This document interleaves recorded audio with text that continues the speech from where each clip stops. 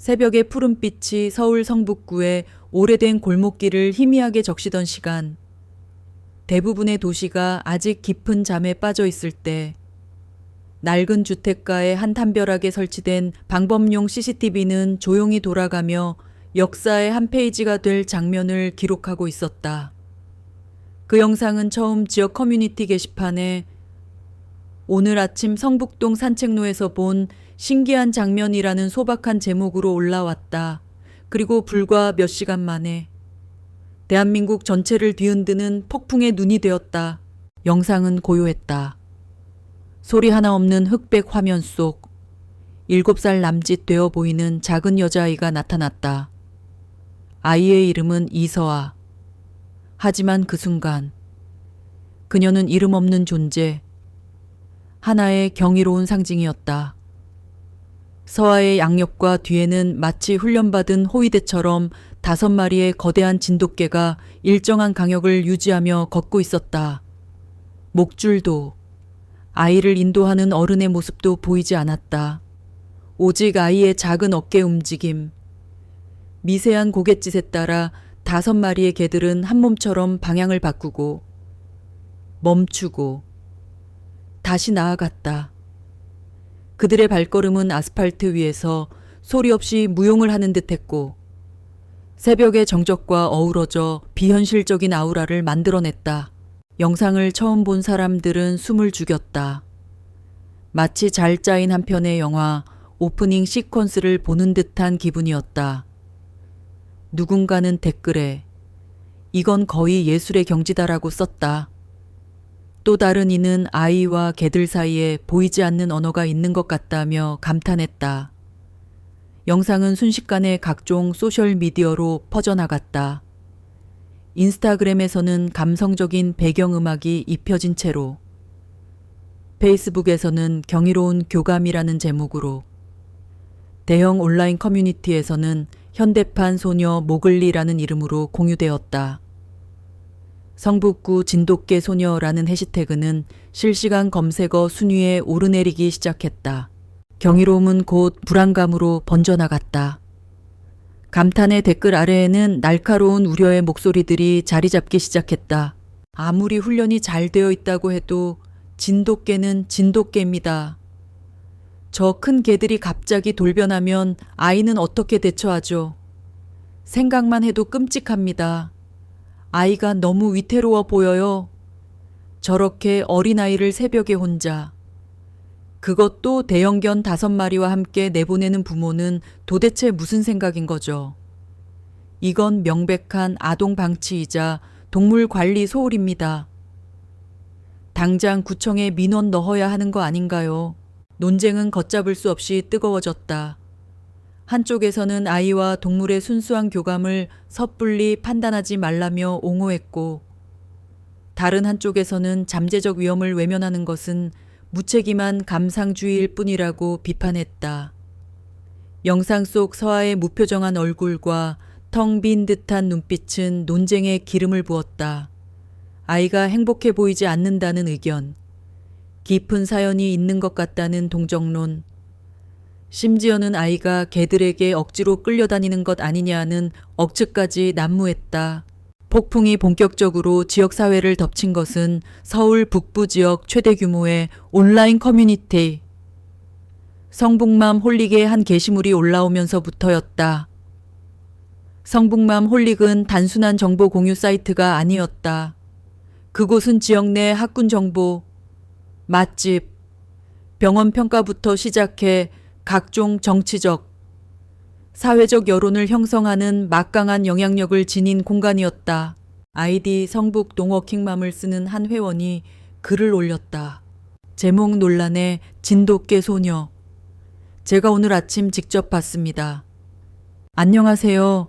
매일 눈팅만 하다가 너무 놀라서 처음으로 글을 씁니다. 오늘 아침 7시쯤 아이 유치원 버스 태워주러 나갔다가 그 아이를 봤어요. 인터넷 영상이랑 똑같았어요. 정말 작은 여자아이가 말 한마디 없이 개 5마리를 데리고 골목을 걸어가는데 솔직히 말씀드리면 좀 무서웠습니다. 개들이 짖거나 사납게 굴지는 않았지만 그 위압감이 엄청나더라고요. 저희 아이는 겁먹고 제 등 뒤로 숨어버렸고요. 영상으로 볼 땐 신기했는데 실제로 보니 이건 아닌 것 같다는 생각이 강하게 드네요. 다들 어떻게 생각하세요?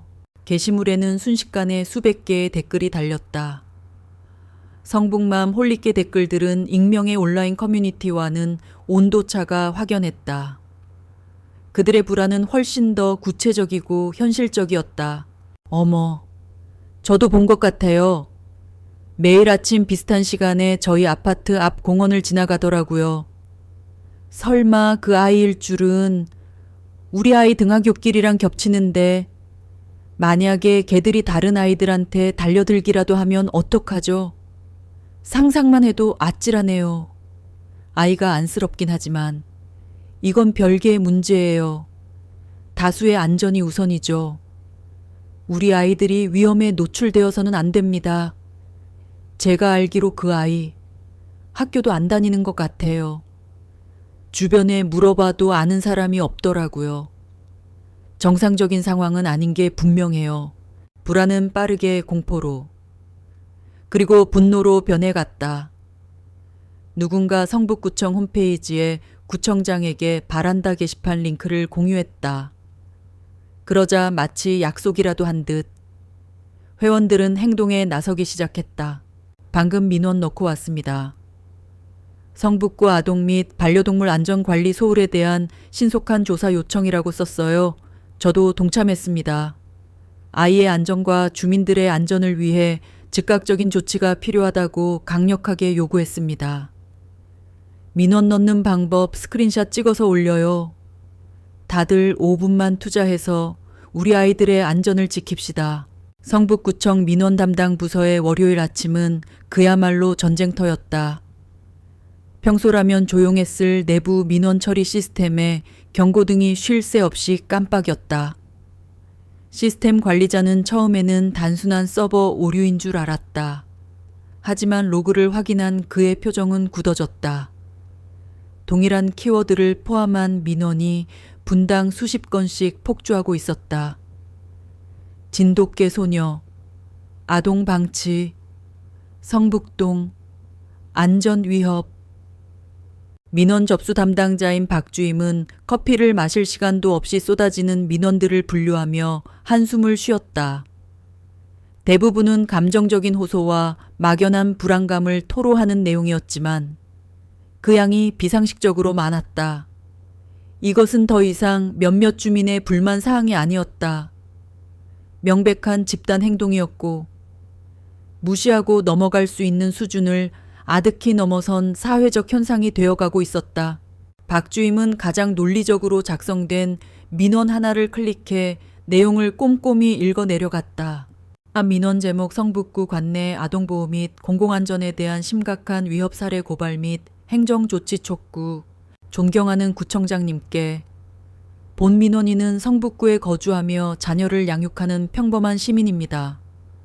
최근 온라인과 지역사회를 통해 급속도로 확산되고 있는 성북구 진돗가의 소녀 사건에 대해 깊은 우려를 표하며 구청의 신속하고 책임 있는 조치를 강력히 촉구하고자 합니다.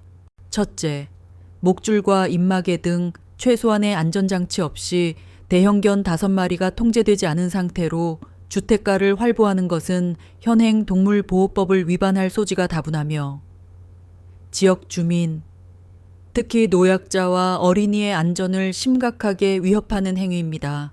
둘째, 보호자 없이 홀로 위험한 환경에 노출된 해당 아동은 명백히 아동복지법상 방임 상태에 해당될 수 있습니다. 아이의 정서적, 신체적 안녕을 확인하고 필요한 보호 조치를 취하는 것은 구청의 당연한 책무입니다. 셋째, 이 사건은 이미 지역사회에 만연한 불안감을 조성하고 있으며 주민들 간의 불필요한 갈등을 야기하고 있습니다. 늦장 대응은 더 큰 사회적 문제로 비화될 수 있습니다.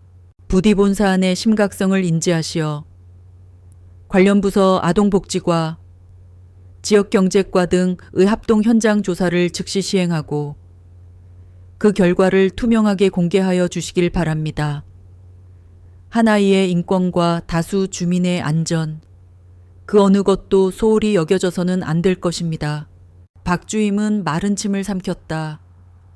민원의 논리는 날카로웠고 감정적 호소를 넘어 법적 근거까지 제시하고 있었다. 그는 해당 민원 문서를 출력해 아동복지과 과장의 책상으로 향했다. 복도를 걷는 그의 발걸음은 무거웠다.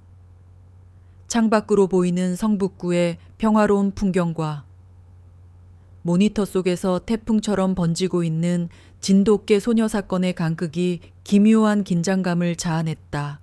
그 시간, 폭풍의 중심에 있는 이서아는 아무것도 모른 채 자신의 작은 방에서 낡은 훈련 일지 한 페이지를 조심스럽게 넘기고 있었다.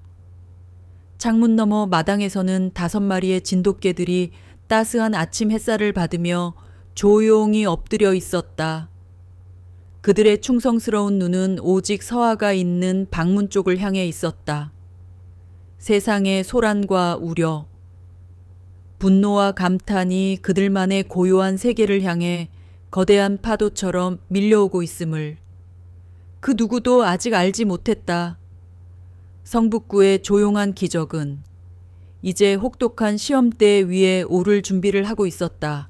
온라인 세상이 진돗개 소녀에 대한 갑론을박으로 들끓는 동안 정작 사건의 무대인 성북구 골목길의 시간은 더디게 흘렀다. 이곳의 여론은 익명의 키보드 워리어들이 쏟아내는 날 선 언어와는 결이 달랐다. 동네 사람들의 시선에는 경의와 불안, 그리고 그보다 더 깊은 연민의 그림자가 드리워져 있었다. 그 미묘한 감정의 교차점을 가장 가까이서 지켜본 사람은 박 여사였다. 그녀는 서아가 매일 지나는 골목 어귀에서 40년 넘게 작은 구멍가게를 지켜온 동네의 터줏대감이었다. 매일 아침 6시 40분, 시계 맞춘 것처럼 정확해. 박 여사는 가게 앞 평상에 앉아 이른 아침 신문을 정리하며 혼잣말처럼 중얼거렸다. 그녀의 시선은 골목 저편을 향해 있었다. 어김없이 작은 그림자 하나가 5개의 더 큰 그림자들을 이끌고 나타났다. 이서아와 5마리의 진돗개였다. 아이는 결코 가게 쪽으로 눈길을 주지 않았다. 그저 텅 빈 시선으로 앞만 보고 묵묵히 걸어갈 뿐이었다. 개들 역시 마찬가지였다. 동네 고양이들이 담벼락 위에서 호기심 어린 눈으로 쳐다봐도, 다른 집 개가 짖어대도 그들은 조금의 미동도 없이 오직 아이에 보이지 않는 신회만 집중했다. 처음엔 기겁했지. 왜 내가 저승사자 마냥 개들을 끌고 다니나 싶어서. 근데 몇 달을 매일같이 보고 있으니 있게 짠해. 쟤 웃는 걸 한 번도 못 봤어. 가게에 우유를 사러 들른 옆집 김씨가 박 여사의 말에 맞장구를 쳤다. 그러게 말이에요. 인터넷에선 부모 욕하고 난리도 아니던데 애 할머니 할아버지 보면 그런 말 못할걸요. 손주 하나만 보고 사시는 분들인데 얼마나 속이 탈까? 동네 사람들은 알고 있었다. 서에게는 비극적인 사연이 있다는 것을. 하지만 그들은 사연의 깊이를 온전히 알지 못했고 그저 안타까운 눈길로 아이의 침묵을 지켜볼 뿐이었다. 그 침묵의 시작은 지금으로부터 정확히 1년 반 전 비가 억수같이 쏟아지던 어느 여름밤으로 거슬러 올라간다. 서아의 시간은 그날 이후로 멈춰 있었다. 1년 반 전에 이서아는 침묵하는 아이가 아니었다. 그녀는 충남의 한적한 교회, 경찰견 종합훈련센터 관사에서 자라난 웃음 많고 제잘거리기 좋아하던 아이였다. 그녀의 세상은 온통 개들의 냄새와 소리로 가득했다.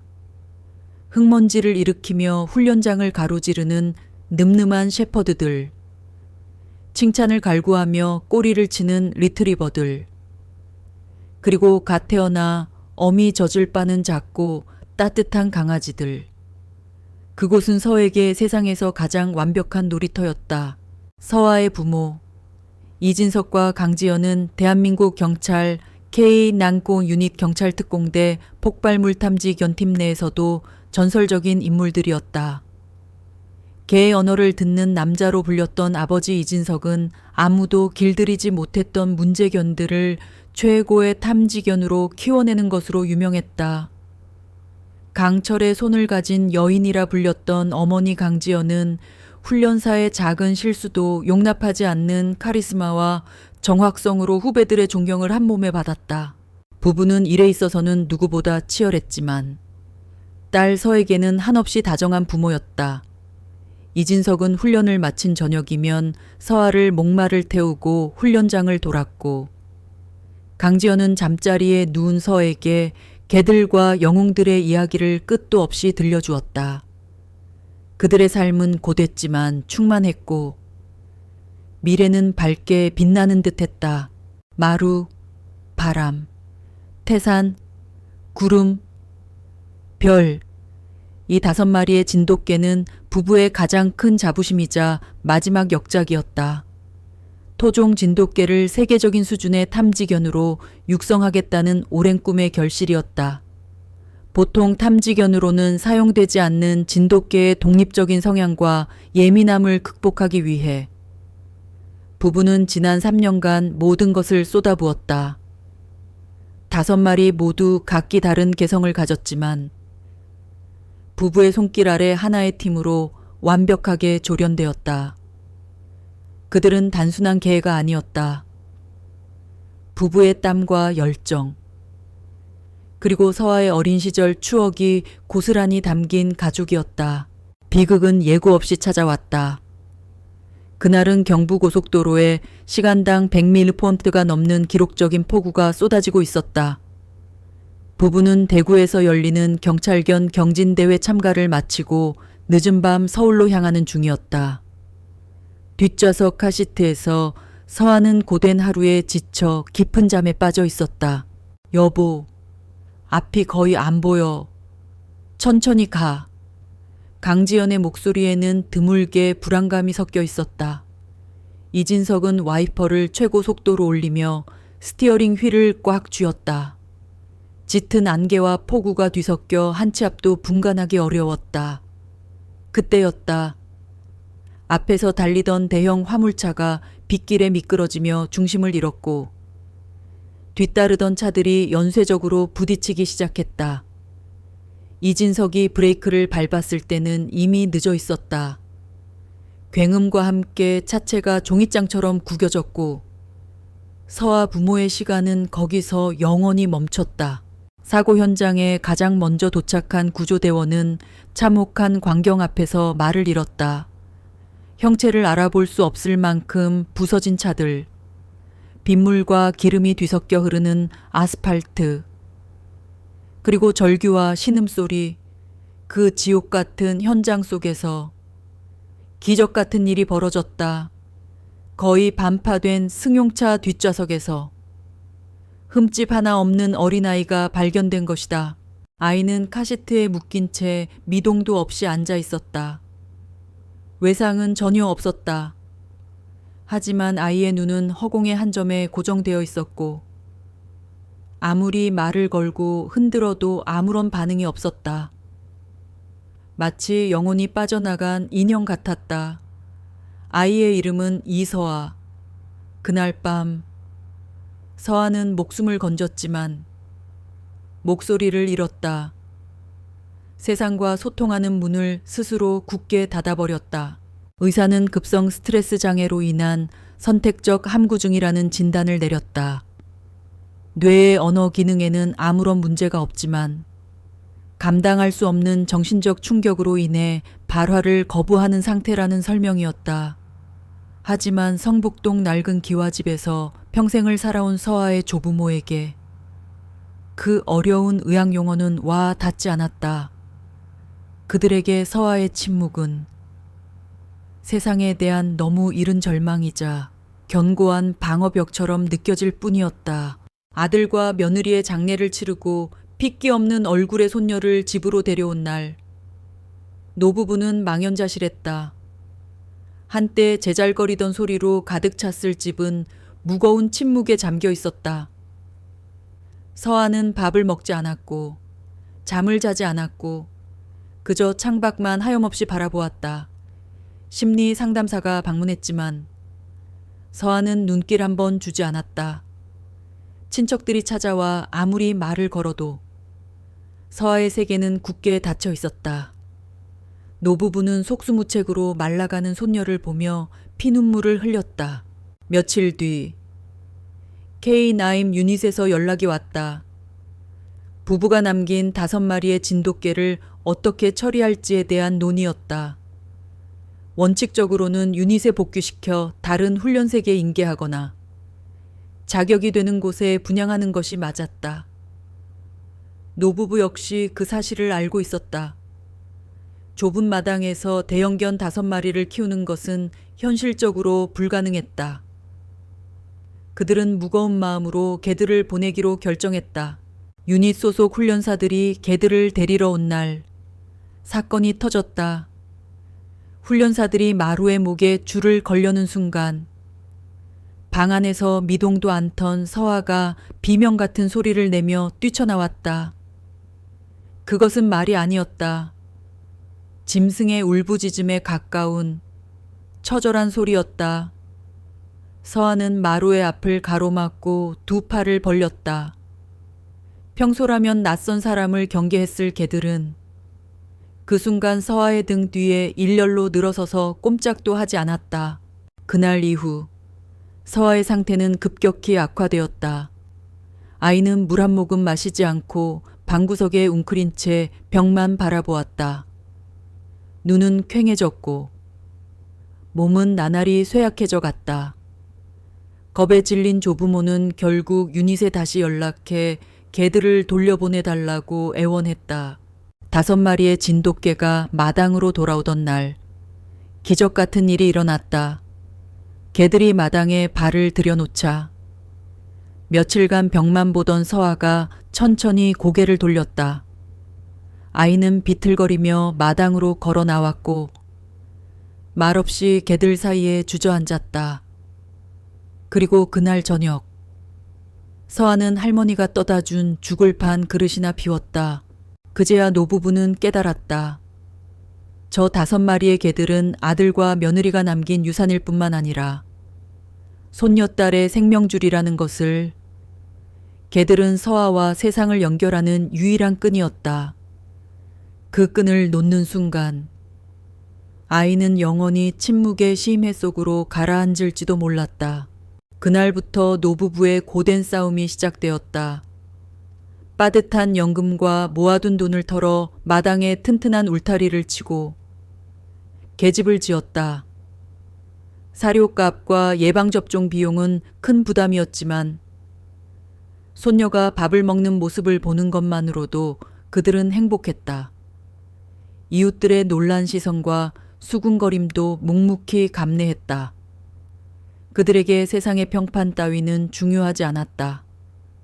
오직 서아의 세상이 다시 움직이기 시작했다는 사실만이 유일한 희망이었다.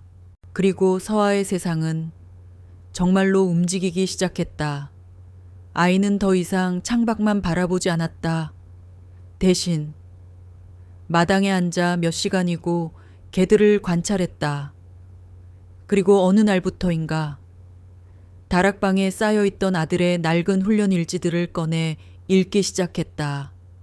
그렇게 아이는 세상이 잃어버렸다고 생각했던 자신만의 언어를 침묵 속에서 조용히 되찾고 있었다. 서아의 세상은 좁고 고요했다. 그 세상의 중심에는 삐걱거리는 나무 계단으로 연결된 오래된 기와집의 낡은 다락방이 있었다. 햇살이 좁은 창문 틈으로 비집고 들어와 먼지 쌓인 공기 속에 길고 가는 빛기둥을 만들었다.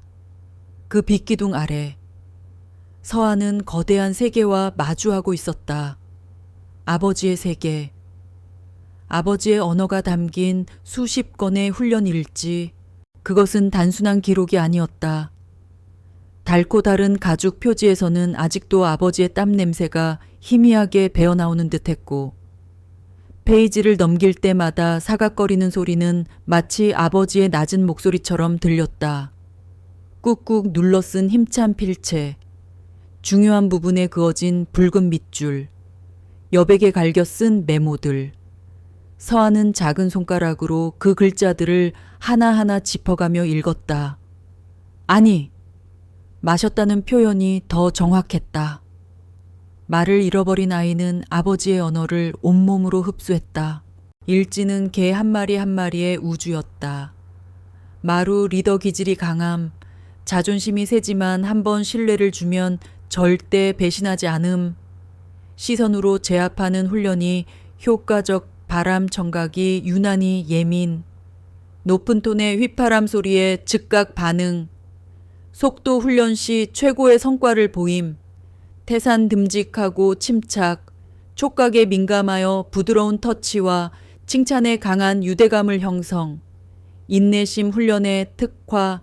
서한은 매일 밤 낡은 백열등 아래에서 이 성경과도 같은 기록들을 탐독했다. 그리고 낮이 되면 마당은 그녀만의 신성한 훈련장이 되었다. 처음은 서툰 흉내내기에 불과했다. 아버지가 그랬던 것처럼 손을 번쩍 들고 휘파람을 불어보려 애썼다. 하지만 아이의 작은 폐활량으로 내는 휘파람은 힘없이 새는 소리에 가까웠고, 짧은 팔로 허공을 가르는 손짓은 어설프기 짝이 없었다. 개들은 혼란스러워했다. 그들은 주인이었던 이진석의 크고 단호한 동작과 우렁찬 목소리에 익숙해져 있었다. 하지만 그들은 또한 본능적으로 알고 있었다. 눈앞에 이 작은 소녀가 이제 그들의 새로운 세상의 중심이라는 것을. 특히 리더인 마루는 서아의 서툰 몸짓 너머에 있는 간절한 의도를 읽어내려 애썼다. 마루는 서아의 눈을 빤히 들여다보았고, 그 깊고 슬픈 눈동자 속에서 익숙한 주인의 그림자를 발견했다. 첫 성공은 아주 작은 동작에서 시작되었다.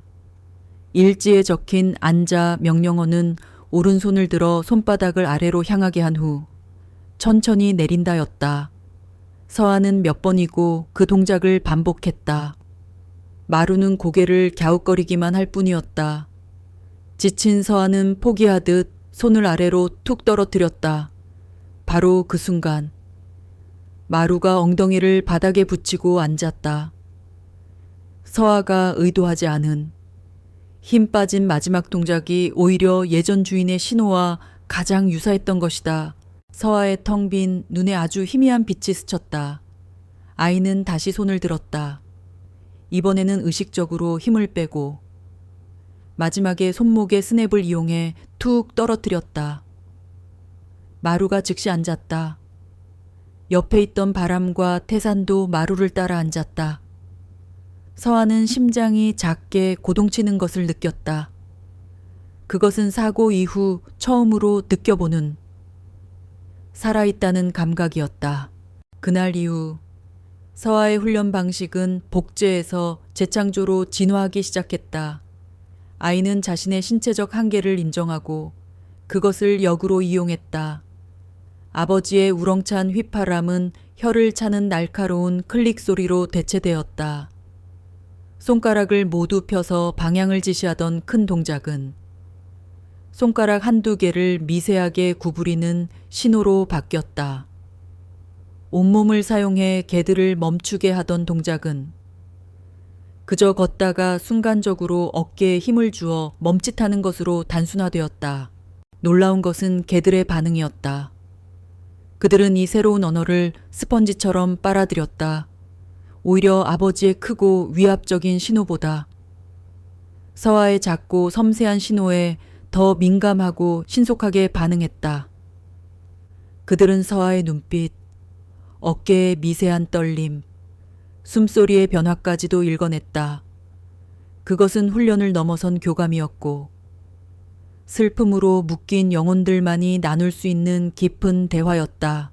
식사, 수면, 배변, 놀이, 집안에서의 모든 질서는 서아에 보이지 않는 지휘 아래 완벽하게 통제되었다. 할머니가 밥그릇을 내려놓아도 서아가 턱짓으로 신호를 주기 전까지는 누구도 밥그릇에 코를 박지 않았다. 밤이 깊어 조부모가 잠자리에 들어도 서아가 손바닥을 바닥에 대는 신호를 보내기 전까지 개들은 각자의 자리에서 조용히 아이를 지켜보았다. 이 모든 변화를 노부부는 부엌 창문을 통해 툇마루에 앉아 조용히 지켜보았다. 할머니는 무채를 썰다가도 칼질을 멈추고 넋을 잃은 채 마당을 바라보았다. 손녀가 텅 빈 인형처럼 하루 종일 앉아만 있던 몇 달 전을 생각하면 지금의 모습은 기적과도 같았다. 아이가 무언가에 집중하고 스스로의 의지로 움직이고 있다는 사실만으로도 가슴 벅찬 안도감이 밀려왔다. 하지만 안도감의 이면에는 짙은 불안의 그림자가 함께했다. 여보, 서아가 점점 사람 말보다 개들 말을 먼저 배우는 것 같아요. 할머니는 저녁상을 물리며 무거운 목소리로 말했다. 할아버지는 말없이 술잔만 기울였다. 마당에서는 서아가 구름의 털을 비껴주며 알아들을 수 없는 작은 소리를 내고 있었다. 그것은 단어라기보다는 어미 새가 새끼에게 내는 듯한 부드러운 교감의 소리였다. 학교 갈 나이인데 저렇게 사람하고 담을 쌓아서 어떡할지. 할머니의 눈시울이 붉어졌다. 그들은 여러 번 시도했었다. 관할 초등학교에 찾아가 사정을 설명했고 학교 측은 특수 입학 사례로 서아를 받아주겠다고 약속했다. 하지만 입학 예정일 아침 교문 앞에 선 서아는 그 자리에 뿌리 내린 나무처럼 한 발짝도 움직이지 않았다.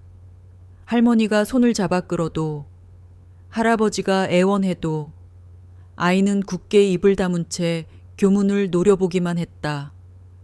그 눈빛은 이곳은 내 세상이 아니에요 라고 말하는 듯했다. 결국 그들은 입학을 포기했다. 대안학교와 온라인 수업도 알아보았지만 아이의 상태를 아는 그들로서는 섣불리 결정할 수 없었다. 그때 구청에 연락을 받고 성북구 아동복지센터 소속 상담사가 집으로 찾아왔다. 30대 중반의 선량해 보이는 여성이었다. 그녀는 서에게 인형과 그림책을 내밀며 조심스럽게 다가갔다. 서아야, 안녕. 이모는 상담 선생님이야. 우리 같이 그림 그릴까? 상담사는 온화한 목소리로 말을 걸었지만 돌아오는 것은 침묵뿐이었다. 서아는 상담사를 투명인간처럼 취급했다. 눈길 한 번 주지 않고 오직 자신의 발치에 엎드린 별의 귓불만 만지작거렸다. 상담사가 어떤 질문을 해도 어떤 제안을 해도 서아의 세계는 굳게 닫혀 있었다. 1시간이 지났을까? 상담사는 진땀을 흘리며 자리에서 일어났다. 어르신, 아이의 방어 기제가 생각보다 훨씬 견고하네요. 강제로 문을 열려고 하면 더 깊이 숨어버릴 수 있습니다.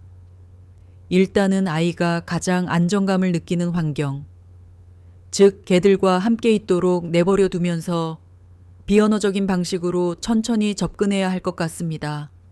정기적으로 방문해서 상태를 확인하겠습니다. 상담사는 전문적인 소견을 남기고 돌아갔지만 노부부의 마음은 더 무거워졌다. 세상은 서아를 문제로 규정하고 해결책을 찾으려 했지만 그들에게 서아는 그저 아픈 송아르실 뿐이었다. 그러던 어느 날 새벽, 서아의 일상에 새로운 변화가 생겼다. 늘 마당 안에서만 이루어지던 훈련이 세상 밖으로 확장된 것이다. 그날도 어김없이 새벽 5시, 서아는 다락방에서 내려왔다. 하지만 마당으로 향하는 대신 낡은 대문으로 걸어갔다. 삐걱거리는 소리를 내지 않으려 조심스럽게 빗장을 풀었다. 그 기척을 느낀 5마리의 개들이 소리 없이 일어나 서아의 뒤에 정렬했다. 마치 오래전부터 약속된 의식인 것처럼 서아는 문을 열고 세상 밖으로 첫 발을 내디뎠다. 그리고 뒤를 돌아보며 손짓했다. 따라와! 푸른 어둠이 차에 가시지 않은 골목길로 작고 고요한 행렬이 움직이기 시작했다. 처음에는 집 앞 골목만 한 바퀴 돌았다. 다음 날은 편의점 앞까지. 그 다음 주는 공원 입구까지. 서아의 세상은 매일 아침 한 뼘씩 조심스럽게 넓어지고 있었다. 이 경이롭고도 위태로운 새벽의 산책. 그것은 닫힌 세상에 대한 서아의 작은 도전이자 소통의 시작이었고, 동시에 세상의 오해와 편견을 불러일으킬 거대한 폭풍의 전조이기도 했다. 아이는 아직 몰랐다. 자신의 이 조용한 발걸음이 곧 수많은 사람들의 시선 속에 갇히게 되리라는 것을. 서아의 새벽 산책은 더 이상 동네 사람들만의 비밀이 아니었다. 그것은 도시의 작은 구경거리가 되었고 곧 전국적인 현상으로 번져나갔다. 스마트폰의 등장은 세상의 모든 저루얼 무대로 만들었다. 사람들은 출근길에, 아침 운동을 하다가, 혹은 그저 창밖을 내다보다가 서아의 행렬을 발견하고는 약속이라도 한 듯 휴대폰을 꺼내들었다. 짧은 동영상 플랫폼에는 서툰 편집과 과장된 자막이 달린 영상들이 매일같이 올라왔다. 진돗개 소녀, 성북 동의기적, 말 없는 조련사. 서아는 자신의 의지와 상관없이 온라인 세상의 스타가 되어가고 있었다. 그녀의 실제 삶과 온라인 속 이미지의 괴리는 점점 더 커졌다. 현실의 서아는 여전히 굳게 닫힌 세계 속에서 오직 5마리 개들과만 소통하는 슬픔에 잠긴 7살 아이였다. 하지만 온라인 속 진돗개 소녀는 신비로운 능력을 가진 캐릭터, 혹은 비정한 부모 밑에서 학대받는 비련의 주인공으로 소비되고 있었다. 사람들은 그녀의 진짜 이름도 아픔도 알지 못한 채 그저 자신의 감정을 투영할 흥미로운 이야깃거리로 그녀를 대상화했다. 이 모든 관심에 결정적으로 불을 붙인 것은 횡단보도 영상이었다. 그날 아침 한양대학교에 재학 중인 한 학생이 1교시 수업에 늦지 않으려 버스 정류장으로 뛰어가고 있었다. 신호등이 막 빨간불로 바뀌었고 그는 짜증스럽게 숨을 고르며 스마트폰을 만지작거렸다. 바로 그때 그의 눈에 그 광경이 들어왔다. 논란의 중심에 선 바로 그 아이와 개들이었다. 아이는 횡단보도 몇 걸음 앞에서 우뚝 멈춰 섰다. 그러자 믿을 수 없는 일이 벌어졌다. 어떤 소리나 신호도 없었다. 하지만 아이가 멈추자마자 5마리의 개들은 완벽하게 짜인 각본처럼 움직였다. 가장 덩치가 큰 태산과 날렵해 보이는 바람이 성큼 앞으로 나아가 아이의 전방 좌우에 서서 마치 보디가드처럼 차도를 경계했다. 리더처럼 보이는 마루는 아이의 바로 옆에 바싹 붙어 섰고 하얀 털의 구름과 가장 작은 별은 아이의 뒤를 감싸며 반원 형태의 보호 진영을 갖췄다. 그 모든 과정이 물 흐르듯 자연스럽고 신속했다. 주변의 행인 몇몇도 걸음을 멈추고 그 모습을 신기하게 쳐다보았다. 학생은 자신도 모르게 녹화 버튼을 눌렀다. 잠시 후 보행자 신호가 녹색으로 바뀌었다. 서아는 한치의 망설임도 없이 앞으로 걸어 나갔다. 그러자 5마리의 개들은 진형을 그대로 유지한 채 아이와 정확히 같은 속도로 횡단보도를 건넜다. 마치 보이지 않는 역장에 둘러싸인 작은 섬이 길을 건너는 듯한 모습이었다. 학생은 영상을 그 자리에서 바로 자신의 인스타그램에 올렸다. 그리고 이렇게 썼다. 이거 실화임. CG 아님. 성북동 우리 동네 클라스. 그냥 소름 돋음. 영상은 업로드된 지 1시간도 차에 되지 않아 수만 건의 좋아요를 받았고 대형 커뮤니티와 뉴스 페이지로 삽시간에 퍼져나갔다. 이 영상은 이전의 영상들과는 파급력이 달랐다. 희미한 CCTV 영상이나 멀리서 찍은 사진과는 비교할 수 없는 선명함과 구체성이 있었다. 이것은 더 이상 신기한 장면이 아니었다. 아이와 개들 사이에 존재하는 인간의 상식을 뛰어넘는 수준의 질서와 교감을 명백히 증명하는 영상이었다. 이 영상은 성북구청 아동복지과를 그야말로 폭격했다. 월요일 아침부터 빗발치던 민원은 이제 전국 각지에서 쏟아졌다.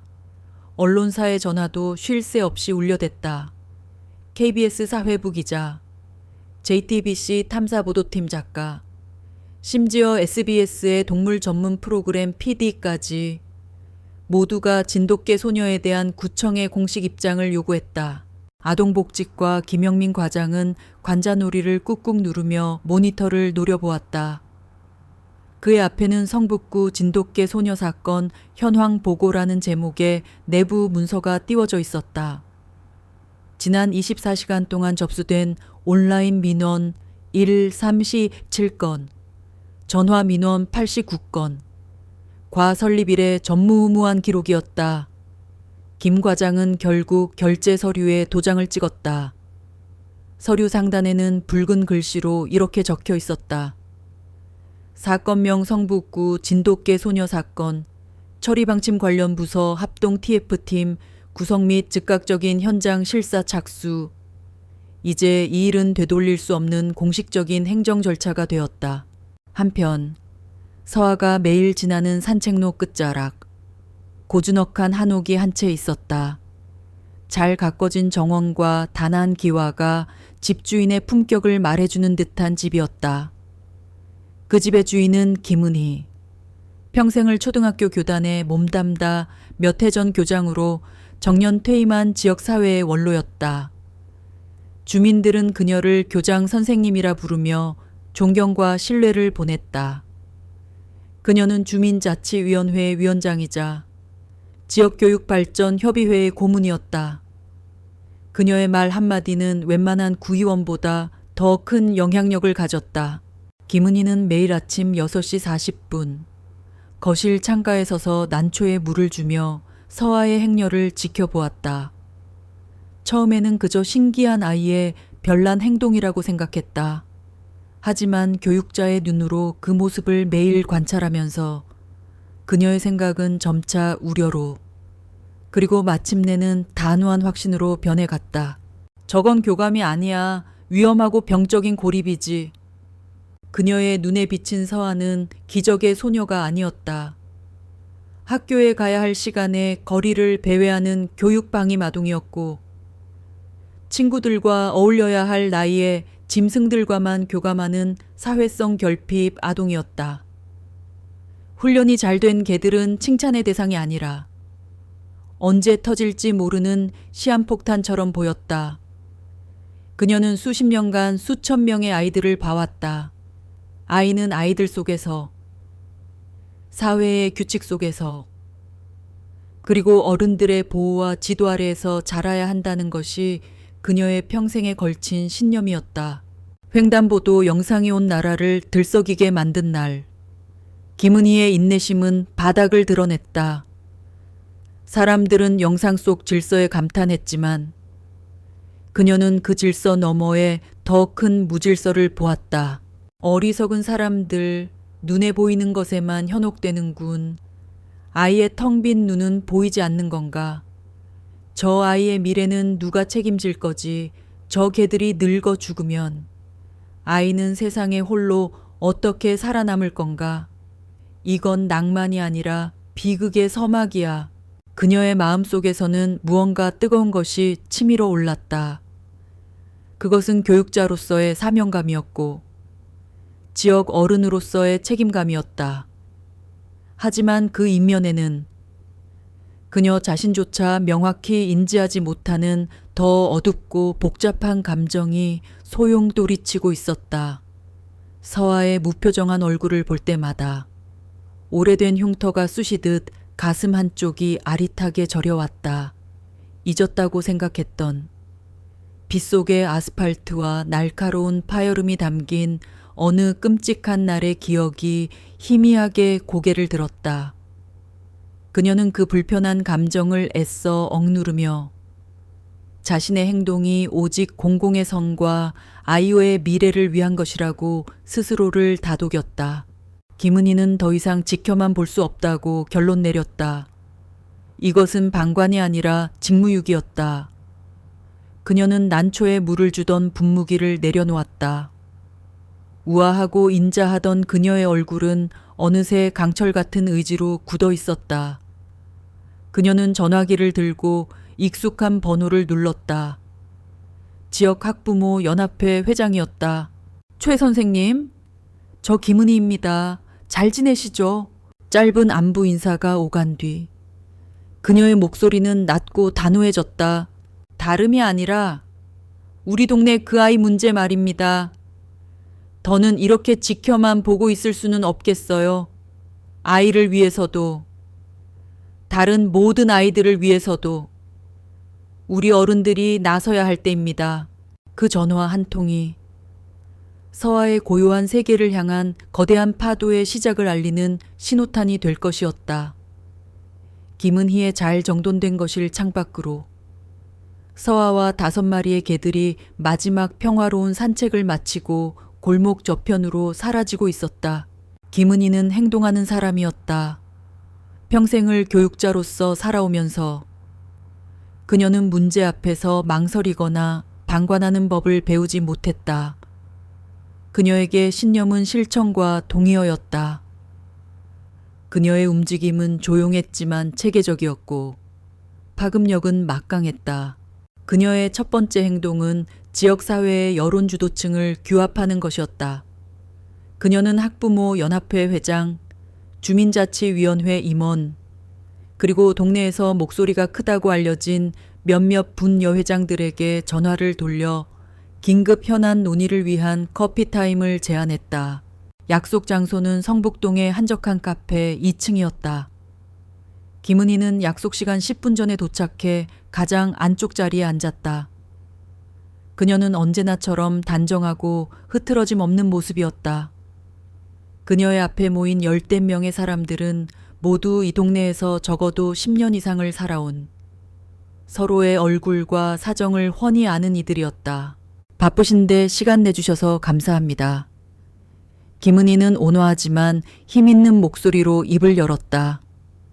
오늘 드릴 말씀은 다들 짐작하시는 우리 동네 그 아이에 대한 이야기입니다. 그녀는 감정적인 비난으로 시작하지 않았다. 대신 교육 전문가의 입장에서 차분하게 문제를 분석했다. 여러분, 저는 그 아이와 개들의 교감이 거짓이라고 생각하지 않습니다. 아이가 개들을 통제하는 능력 또한 놀라운 수준이라는 것을 인정합니다. 하지만 우리는 현상의 이면을 봐야 합니다. 우리는 어른이고 부모입니다. 아이의 미래를 생각해야 할 책임이 있습니다. 그녀는 조목조목 문제점들을 짚었다. 첫째, 아동의 교육받을 권리 침해. 둘째, 사회성 발달의 결정적 시기 상실. 셋째, 비정상적인 애착 관계가 가져올 장기적인 정신건강 문제. 그리고 마지막으로 그녀는 모두가 가장 민감하게 생각하는 지점을 건드렸다. 그리고 우리 아이들의 안전 문제입니다. 지금까지 아무 일이 없었다고 해서 앞으로도 아무 일이 없으리라는 보장은 어디에도 없습니다. 만에 하나, 정말 만에 하나라도 돌이킬 수 없는 사고가 발생한다면 그 책임은 누가 져야 할까요? 그저 지켜만 보고 있던 우리 모두가 공범이 되는 겁니다. 카페 안에는 무거운 침묵이 흘렀다. 그녀의 말은 논리적이었고 호소력이 짙었다. 그녀는 사람들의 마음속에 있던 막연한 불안감에 책임과 사명이라는 이름을 붙여주었다. 우리는 저 아이를 비난하려는 게 아닙니다. 구하려는 겁니다. 저릇된 환경에서, 그리고 우리 아이들을 잠재적 위험에서 말입니다. 그래서 저는 여러분께 제안하고자 합니다. 우리 어른들의 목소리를 하나로 모아 구청의 정식으로 이 문제 해결을 촉구합시다. 그녀는 미리 준비해온 서류 한 뭉치를 테이블 위에 올려놓았다. 그것은 아동보호 및 공공안전 확보를 위한 주민 청원서였다. 회의는 1시간 만에 끝났다. 그 자리에 있던 모든 사람이 청원서에 서명했다. 그날 오후 김은희는 자신의 이름으로 성북맘 홀릭에 장문의 글을 게시했다. 전직 교육자가 드리는 글 진돗개 소녀 문제. 더 이상 감상이 아닌 이성으로 바라봐야 할 때입니다. 라는 제목의 글이었다. 글의 내용은 카페 회의에서 했던 발언을 더 정교하게 다듬은 것이었다. 그녀는 아동복지법 조항과 아동발달 심리학 이론까지 인용하며 자신의 주장을 뒷받침했다.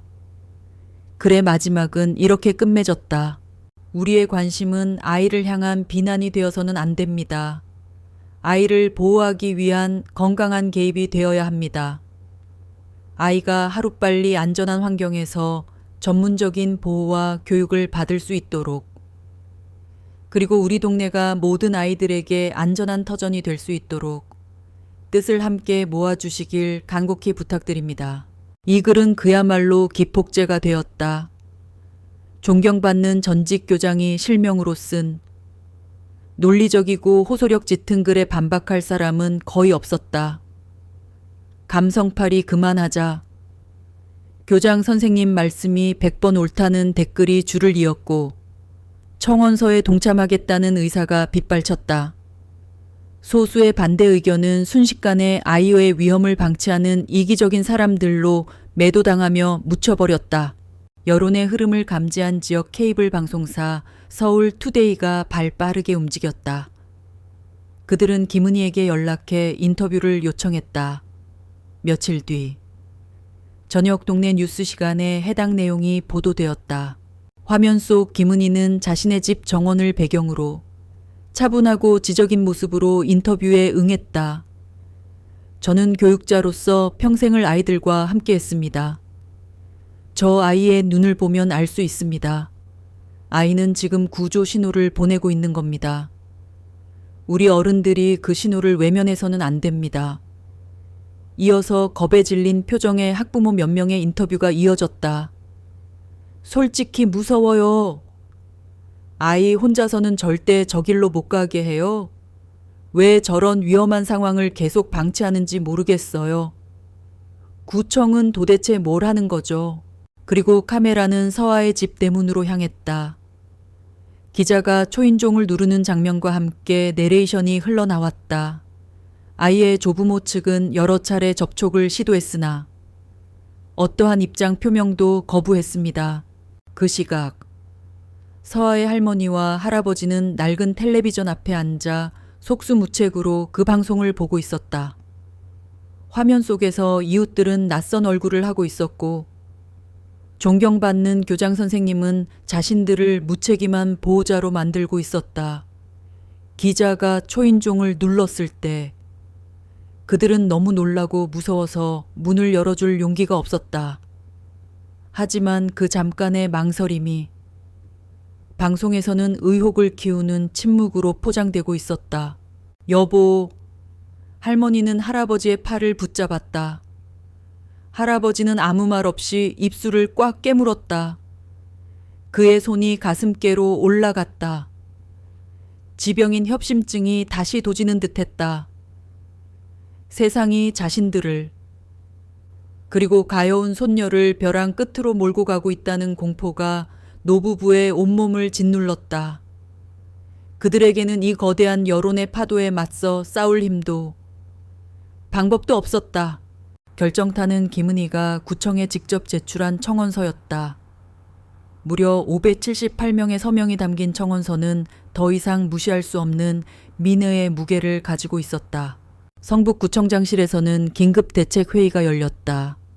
아동복지과, 지역경제과 동물관리 담당, 교육지원청 담당자들이 모여 머리를 맞댔다.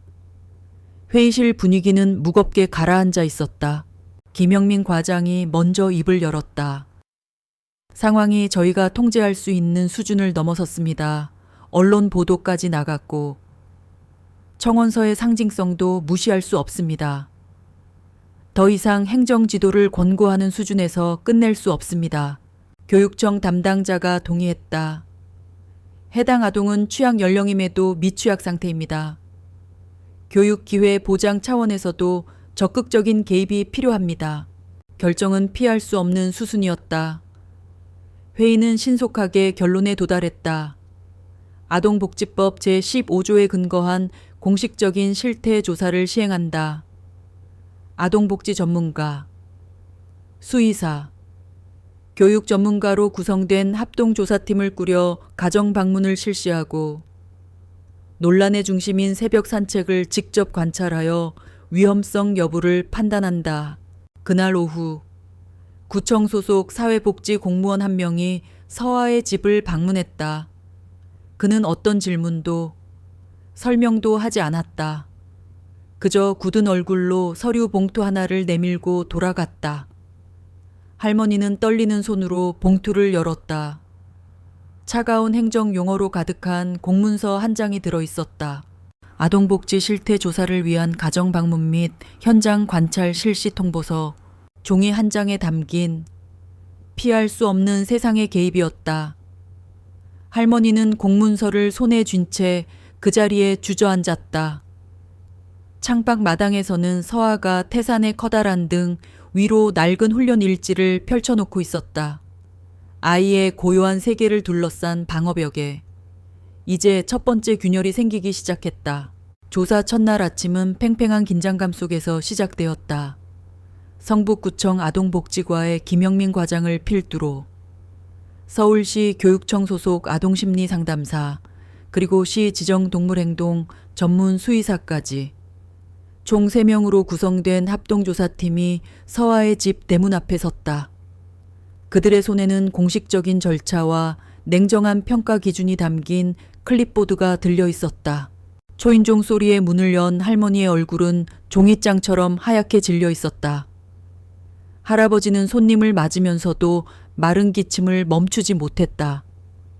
노부부는 조사팀을 좁은 거실로 안내했다. 집은 낡았지만 구석구석 정갈하게 정돈되어 있었다.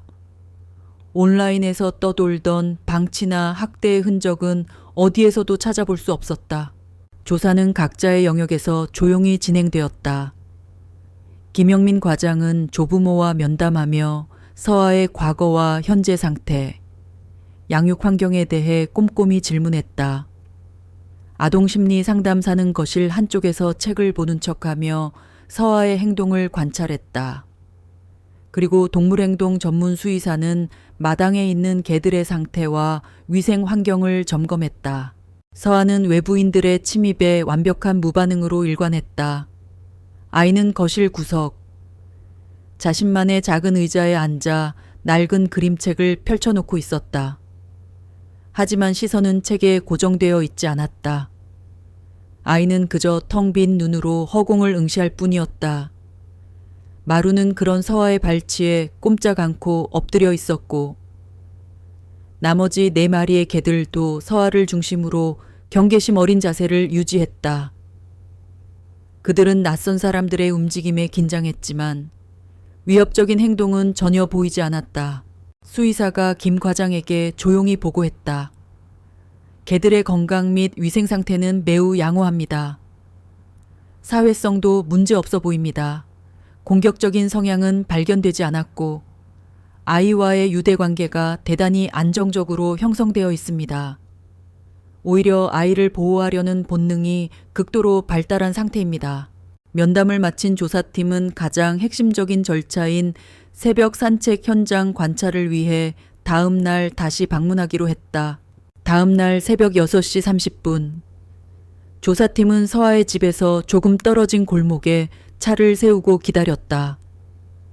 어김없이 6시 40분이 되자 낡은 대문이 열리고 작은 행렬이 모습을 드러냈다.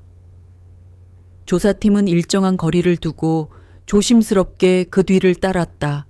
영상으로만 보던 장면을 직접 목격한 조사원들은 예상과는 다른 감정을 느꼈다.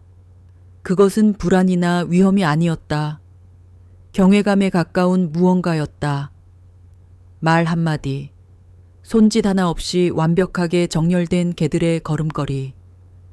지나가는 오토바이 소리에 순간적으로 아이를 감싸는 보호 진영. 아이의 미세한 무게중심 이동에 따라 대열의 폭을 미묘하게 조절하는 움직임. 이 모든 것이 하나의 완벽한 유기체처럼 작동하고 있었다. 아동심리 상담사가 작은 목소리로 혼잣말을 했다. 이건 단순한 복종 훈련의 결과가 아니에요. 아이와 개들 사이에 언어를 초월한 소통 체계가 있는 것 같아요. 아이는 말을 하는 대신 온몸으로 말하고 있군요. 모든 것이 순조롭게 흘러가는 듯 했다.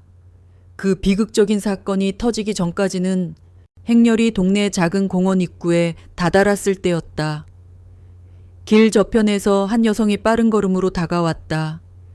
김은희였다. 그녀는 마치 이 순간을 기다렸다는 듯 작정한 얼굴을 하고 있었다. 조사팀이 제지할 틈도 없이. 그녀는 서아의 앞길을 막아서며 큰 소리로 외쳤다. 이게 지금 뭐 하는 겁니까? 공무원들이 현장 조사를 나왔다는 게. 고작 이 위험천만한 고개를 구경하러 온 거였나요? 그녀의 날카로운 목소리는 조용한 새벽 공기를 갈랐다. 당장 멈추세요. 이 아이는 학교에 있어야 하고 이 개들은 목줄에 묶여 있어야 합니다. 이게 정상적인 상황이라고 생각하십니까? 서아는 그 자리에 얼어붙었다. 아이의 동공이 공포로 흔들렸다. 그 순간 서아의 곁을 지키던 마루가 앞으로 나섰다. 마루는 짖지도 으르렁거리지도 않았다. 그저 김은희와 서아의 정중앙에 자리 잡고 온몸의 근육을 긴장시킨 채 김은희를 뚫어져라 응시했다. 더 이상 다가오지 마시오. 조용하지만 그 어떤 위협보다 더 단호한 경고였다. 김은희는 자신을 막아서는 거대한 진돗개의 위압적인 모습에 순간적으로 숨을 헛들이 마셨다. 그녀는 본능적으로 뒷걸음질 쳤다.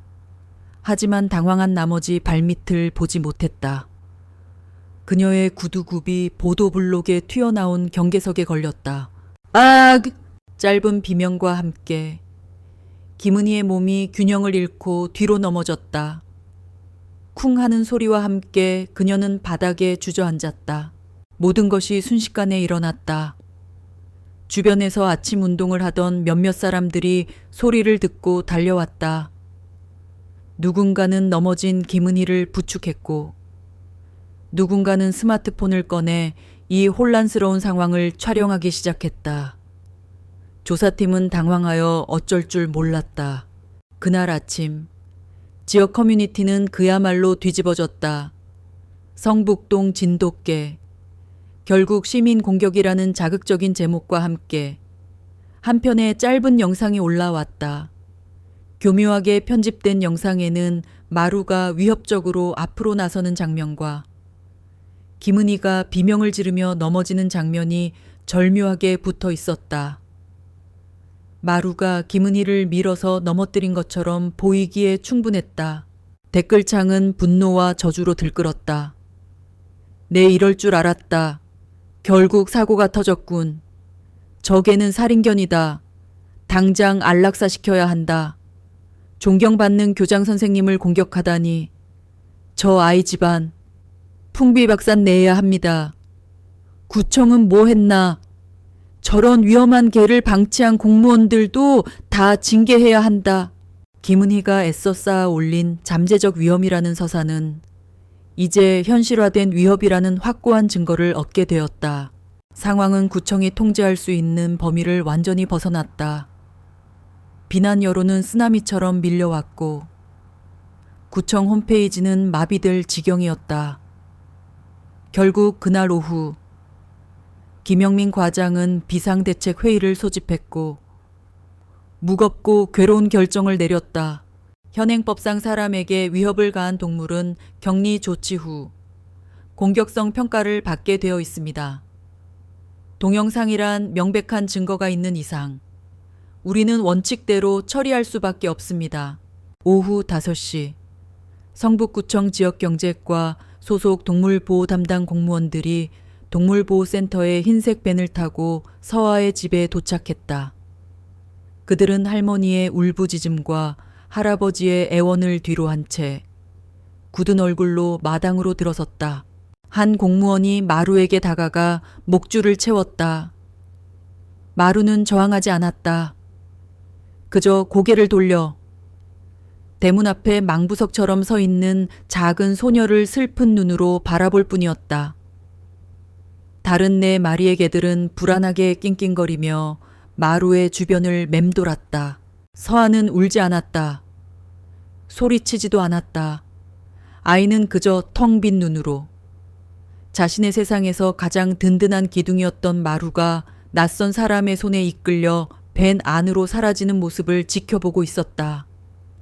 덜컹 하고 벤의 철문이 닫히는 소리는 아이의 세계가 무너져 내리는 소리처럼 들렸다. 벤이 골목길을 돌아 사라졌다. 마당에는 마루가 사라진 빈자리와 네 마리의 불안한 개들, 그리고 노부부의 절망적인 흐느낌만이 남았다. 서아는 여전히 그 자리에 서 있었다. 아이의 작은 어깨가 파르르 떨리고 있었다. 완벽했던 5개의 퍼즐 조각 중 가장 중요한 하나가 폭력적으로 뜯겨져 나갔다. 서아의 고요한 세계가 속절없이 부서지기 시작했다. 마루가 사라진 후 서아의 세상은 빛을 잃고 급속도로 허물어졌다. 아이를 지탱하던 5개의 기둥 중 가장 굵은 것이 뽑혀나가자 위태롭게 서 있던 아이의 세계는 힘없이 주저앉았다. 새벽 산책은 완전히 멈췄다.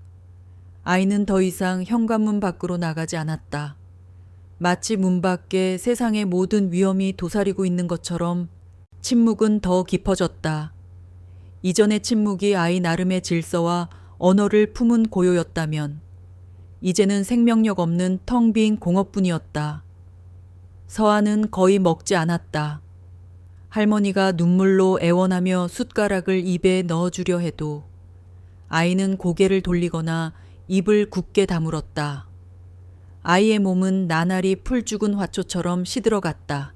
남은 4마리의 개들도 리더를 잃고 불안에 떨었다. 완벽했던 그들의 질서는 무너졌다. 개들은 마당을 정처 없이 서성거렸고 밤이 되면 이유 없이 구슬프게 낑낑거렸다. 그들의 불안한 에너지는 집안의 공기를 더욱 무겁고 절망적으로 만들었다. 할아버지는 하루가 다르게 말라가는 손녀와 덩달아 쇠약해지는 아내의 모습을 보며 속으로 피를 토했다. 분노와 무력감, 자책감이 늙고 병든 심장을 쥐어짰다. 그러던 어느 날 저녁, 텔레비전 뉴스에서 김은희가 용기 있는 시민으로 인터뷰하는 모습을 보던 할아버지는 갑자기 가슴을 부여잡고 쓰러졌다. 여보, 정신 차려요. 여보. 앰뷸런스의 날카로운 사이렌 소리가 성북동의 밤 공기를 갈랐다. 진단명은 스트레스로 인한 급성 심근경색이었다. 다행히 목숨은 건졌지만 절대적인 안정이 필요하다는 의사의 소견에 따라 할아버지는 중환자실에 입원했다. 이제 이 거대한 절망의 무게는 할머니 혼자의 어깨 위에 고스란히 남겨졌다.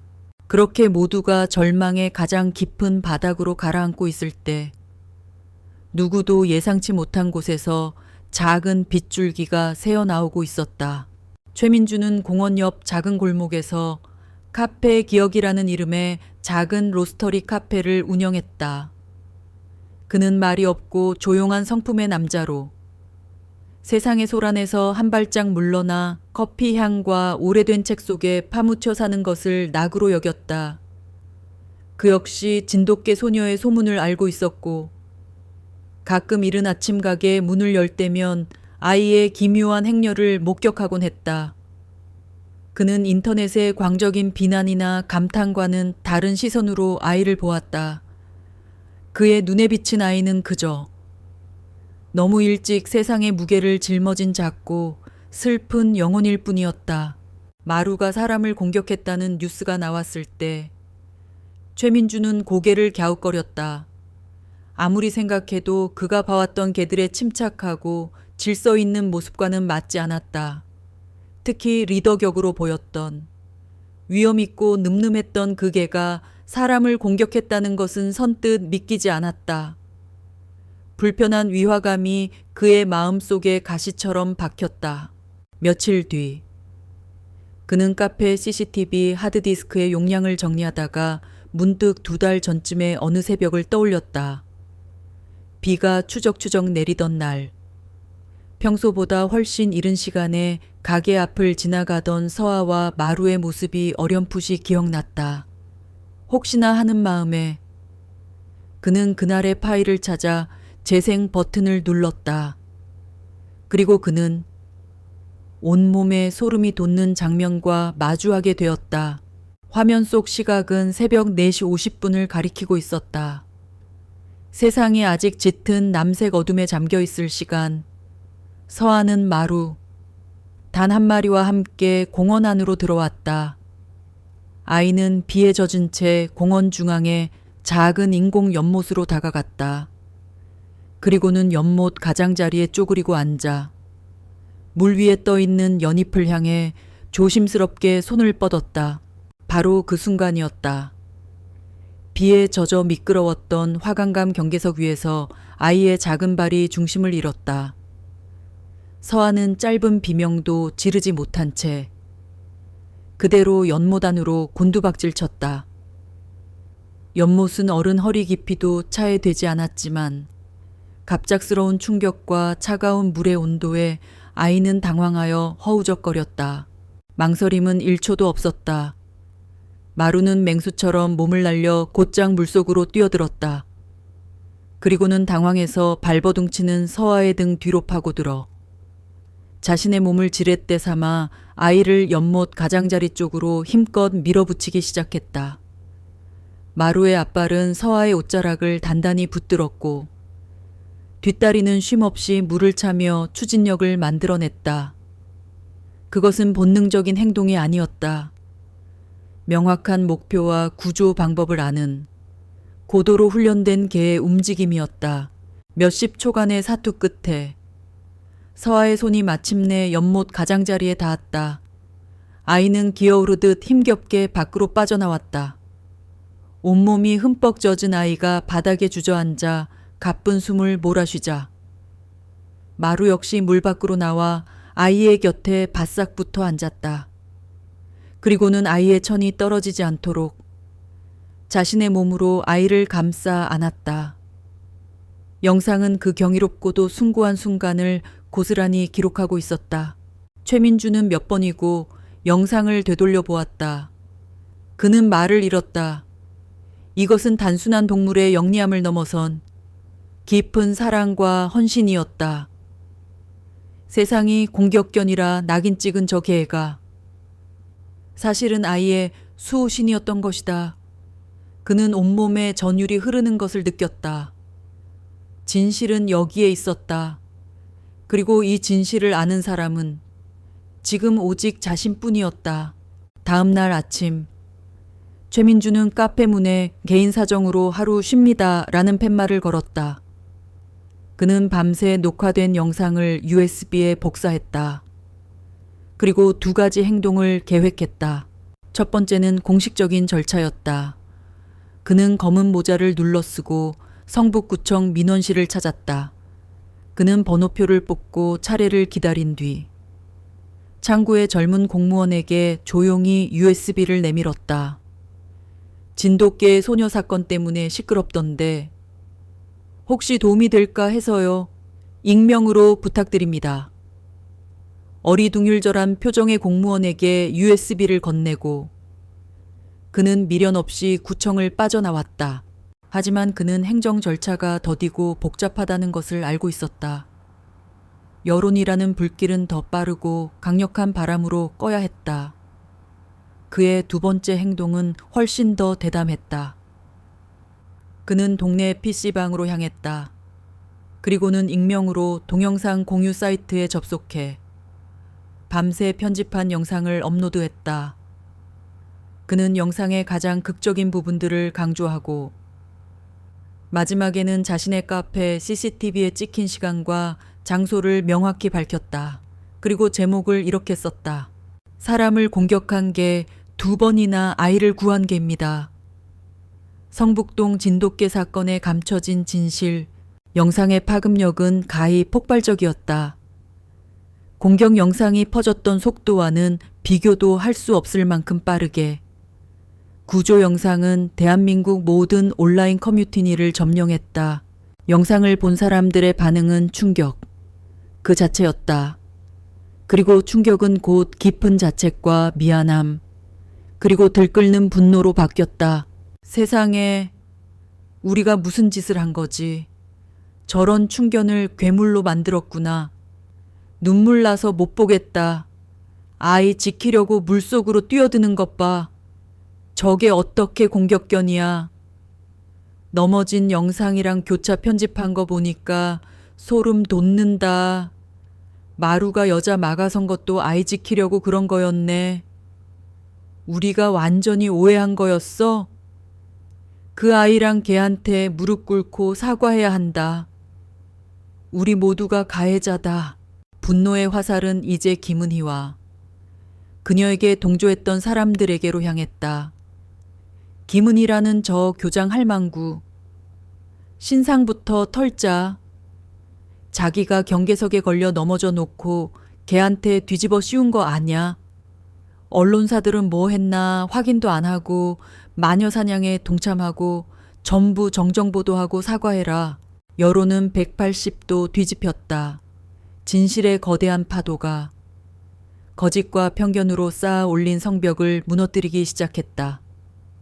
PC방 구석자리에 앉아 실시간으로 치솟는 조회수와 댓글들을 지켜보던 최민주는 조용히 눈을 감았다. 그는 영웅이 되고 싶었던 것이 아니었다. 그저 침묵하는 작은 아이와 말 못하는 개의 진실을 세상이 들어주길 바랐을 뿐이었다. 김은희의 경고했던 세계는 하룻밤 사이에 완전히 무너져 내렸다. 구조 영상이 퍼져나간 후 그녀를 향한 존경은 경멸로, 신뢰는 배신감으로 바뀌어 그녀의 삶을 덮쳤다. 그녀의 전화는 쉴 새 없이 울렸고 집 앞에는 기자들이 진을 쳤다. 성북맘 홀릭에서 그녀는 위선자, 악마로 불렸고 그녀의 과거 행적과 가족들의 신상까지 파헤치는 글들이 올라오기 시작했다. 평생을 바르게 존경받으며 살아왔다고 자부했던 그녀의 인생이 송두리째 부정당하고 있었다. 하지만 세상의 비난보다 그녀를 더 고통스럽게 한 것은 그녀 자신의 내면에서 울려 퍼지는 양심의 목소리였다. 그녀는 밤새 잠 못 이루고 태블릿 PC로 그 영상을, 마루가 차가운 물속으로 뛰어드는 장면을 수백 번도 더 돌려보았다. 그리고 그 영상 위로 1년 반 전 그날의 끔찍한 기억이 겹쳐졌다. 빗줄기가 전조등 불빛에 부서지던 고속도로, 전화기 너머로 들려오던 동료 교사의 불평 섞인 목소리, 그리고 한순간에 방심이 불러온 끔찍한 파열음. 그녀는 자신이 아이를 보호하려 했던 것이 아니라는 사실을 이제야 고통스럽게 마주해야 했다. 그것은 보호가 아니었다. 죄책감에서 비롯된 비겁한 자기 방어였다. 매일 아침 자신의 집 앞을 지나는 서아의 모습은 그녀가 애써 묻어두었던 죄악을 끄집어내는 살아있는 증거였다. 아이의 침묵은 그녀의 양심을 향한 소리 없는 고발처럼 느껴졌다. 그래서 그녀는 그 존재를 지워버리고 싶었던 것이다. 보호라는 그럴듯한 명분으로 아이를 자신의 시야에서, 그리고 자신의 기억 속에서 격리시키고 싶었던 것이다. 그 개들이 자신을 알아볼지도 모른다는 비이성적인 공포, 그것이 모든 일의 추악한 진실이었다. 다음 날 오후, 김은희는 헬쑥한 얼굴로 집을 나섰다. 그녀는 기자들의 눈을 피해 뒷골목으로 돌아 서아의 집으로 향했다. 동네 사람들은 그녀를 보고 벌레 씹은 표정으로 고개를 돌리거나 노골적으로 삿대질을 했다. 평생을 쌓은 명예가 한 줌의 재가 되어 흩날리는 길이었다. 서아의 집 대문 앞에서. 그녀는 한참을 망설였다. 무슨 말을 해야 할까? 무슨 낯으로 그들을 마주해야 할까? 그녀가 용기를 내어 초인종을 눌렀을 때 문을 연 것은 병원에서 막 돌아온 듯 지친 기색이 역력한 할머니였다. 할머니는 김은희를 보고는 순간 얼굴이 굳었지만 예상과 달리 분노를 터뜨리지는 않았다. 그저 모든 것을 체념한 듯한 텅 빈 눈으로 그녀를 바라볼 뿐이었다. 드릴 말씀이 있습니다. 제발 잠시만 시간을 내주십시오. 김은희의 목소리는 심하게 떨리고 있었다. 할머니는 말없이 고개를 끄덕이고는 그녀를 안으로 들였다. 거실의 공기는 무겁게 가라앉아 있었다. 김은희는 차마 자리에 앉지 못하고 방 한가운데서 무릎을 꿇었다. 그리고는 온몸을 떨며 억눌러 왔던 모든 것을 토해내기 시작했다. 죄송합니다. 제가 다 잘못했습니다. 그녀의 고백은 마루를 모함했던 일에서 시작되었다. 마루는 저를 해치지 않았습니다.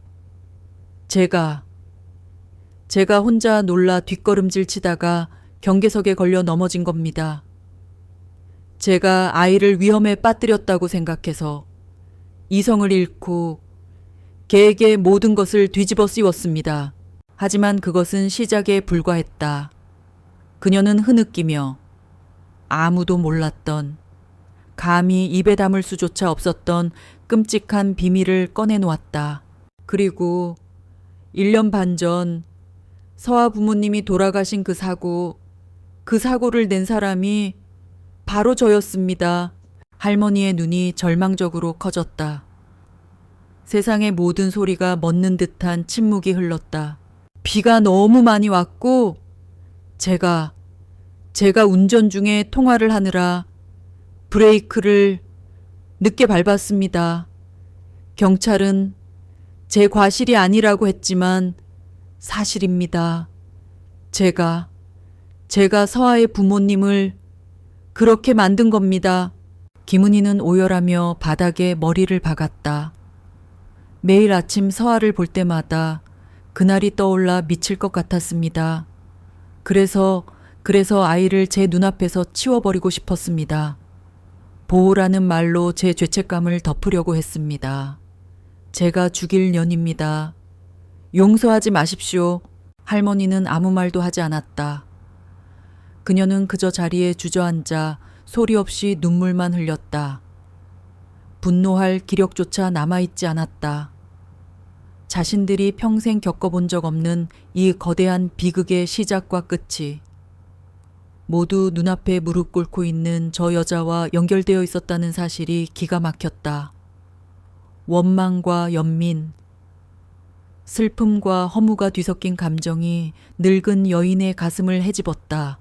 다음 날, 김은희는 약속대로 움직였다. 그녀는 변호사를 대동하고 성북구청과 경찰서를 차례로 방문했다. 그리고 자신의 모든 잘못을 인정하는 자필 진술서를 제출했다. 진술서에는 마루의 결백을 증명하는 내용과 자신이 거짓말을 하게 된 경위가 상세히 적혀 있었다. 사고에 대한 부분은 법적으로 이미 종결된 사안이었지만 그녀는 도의적인 책임을 통감하며 모든 조사를 다시 받겠다고 밝혔다. 김은희의 공식적인 진술 번복과 결정적인 증거가 된 구조 영상, 성북구청은 더 이상 마루를 격리할 명분도 법적 근거도 없었다. 김영민 과장은 즉시 마루의 격리 해제 조치를 지시했다. 그는 직접 서아의 할머니에게 전화를 걸었다. 그의 목소리에는 깊은 사죄의 마음이 담겨 있었다. 어르신, 정말 죄송합니다. 저희의 불찰이었습니다. 오늘 오후에 마루를 집으로 돌려보내겠습니다. 그날 오후 4시, 며칠 전 마루를 데려갔던 바로 그 흰색 밴이 다시 서아의 집 앞에 섰다. 하지만 이번에 차에서 내린 공무원들의 얼굴에는 미안함과 안도의 빛이 서려 있었다. 공무원이 벤의 뒷문을 열자 그 안에 웅크리고 있던 마루가 고개를 들었다. 그리고 익숙한 집 냄새를 맡은 듯 차에서 뛰쳐나왔다. 마루는 한치의 망설임도 없이 현관문 앞에 멍하니 서 있던 작은 소녀를 향해 달려갔다. 서아는 미동도 없이 그 자리에 서 있었다. 아이는 다락방에서 들고 나온 아빠의 낡은 일지를 품에 안고 있었다. 마루가 아이의 발치에 멈춰 서서 걱정스럽게 아이의 얼굴을 핥기 시작했다. 그제야 서아의 텅 빈 눈동자에 초점이 돌아왔다. 아이는 품에 안고 있던 일지를 바닥에 떨어뜨렸다. 그리고는 와락 마루의 목을 끌어안았다. 아다다다다. 아이는 소리를 내지 않았다. 하지만 온몸으로 울고 있었다.